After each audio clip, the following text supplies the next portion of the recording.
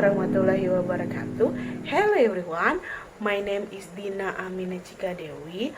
I'm from 07 SIGP 005. Here, I want to share and present mind mapping entitled Memory for Prose, or in the point called Memory. Here is mind mapping. In this topic, there are 5 main points. The first is definitions of memory. The second is stage of memory. The third is types of memory. The fourth is levels of memory. And the last is memory for prose. Let's go talk to the first point. The first point is definitions of memory. There are 2 definitions of memory in mind mapping. The first, memory is a group of related mental processes that are involved in acquiring, storing, and retrieving information.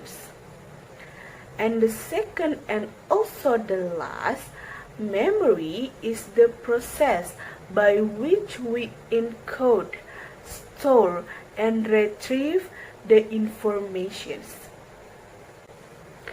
Encode, store or storage, retrieve or retrieval are included in the stage of memory. Let's talk them in the next point. As I said before, encode, store or storage, retrieve or retrieval are stage of memory.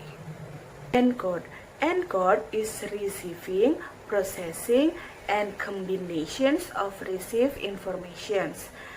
And the second is storage. Storage is creations of permanent record of the encode informations. And the last is retrieval. Retrieval is calling back the stored informations in response to some cue for use in a process or activity. Where can you get the memory from?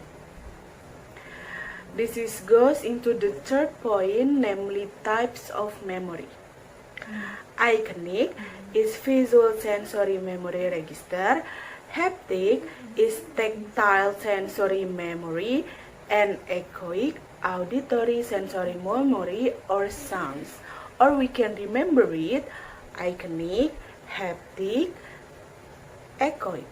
Iconic, haptic, echoic. And then the fourth point is levels of memory. There are short-term memory and long-term memory. Here is the characteristic of short-term memory. Temporary and limited storage. The duration is just 20 seconds.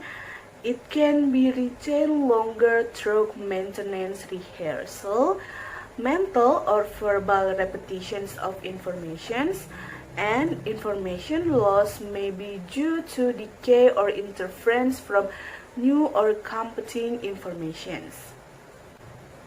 And here is the characteristic of long-term memory.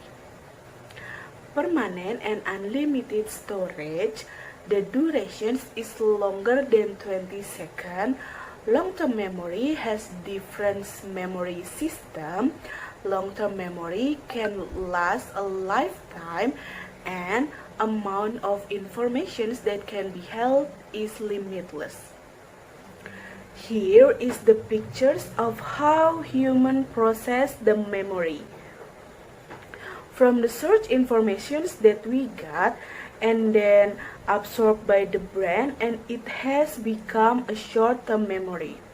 If left unchecked, then the memory that is obtained is easily lost. But if the memory to be converted to the long-term memory, and then we have to do encoding and retrieval, so the memory will be stored and remembering for a long time. The last point is memory for prose.